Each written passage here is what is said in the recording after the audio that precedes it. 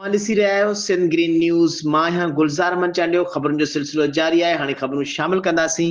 ठटे खां रिपोर्ट कर रहा अकबर दिलवानी। ज़िले ठटे जूं मोज़ शख़्सियतूं नवाब शफ़ीक अहमद आबदाणी ऐं एडवोकेट आकाश मुस्तफ़ा मल्लाह ऐवान साहब ठटे में शमूलियत अख़्तियार कई। उन मौक़े ते सरपरस्ती आला नज़ीर अहमद कुरैशी, चीफ ऑर्गेनाइज़र अली अकबर दिलवानी नवनि आयल मेंबरनि खे ख़िताब मुख़ातिब थींदे चयो त तव्हांजी शमूलियत सां ऐवान साहब ठटो जे सथ में हिकु बहितरीनु इज़ाफ़ो आहे। उमेद था कयूं त तव्हां मज़लूम अवाम जो आवाज़ आला ऐवाननि ताईं पहुचाईंदव। उन मौक़े ते ऑर्गेनाइज़िंग कमेटी जे मेंबर निसार अहमद गंदरो, साबिर कुरैशी, मुजाहिद वरायो, अयूब दर्स, मोहम्मद मूसा, सब्ज़पोश, अब्दुल अज़ीज़ उमरानी, रोज़ी खान दुरानी, फ़कीर अली मोहम्मद दर्स, लाला शुएब पठान, असद अली सब्ज़पोश चयो त नवाब शफ़ीक अहमद आबदाणी ऐं एडवोकेट आकाश मुस्तफ़ा मल्लाह जी शमूलियत सां ऐवान साहब ठटो मज़बूत थींदो। नवाब शफ़ीक अहमद आबदाणी एडवोकेट आकाश मुस्तफ़ा मल्लाह चयो त ऑर्गेनाइज़िंग कमेटीअ जी महिरबानी जिन एतमाद कयो ऐं असां ऐवान साहब ठटो जी सथ सां गॾु आहियूं। पंहिंजूं ताक़तूं तवानायूं ऐवान साहब ठटो लाइ इस्तेमालु कंदा रहंदासीं। ऐवान साहब ठटो जी सथ सां गॾु आहियूं।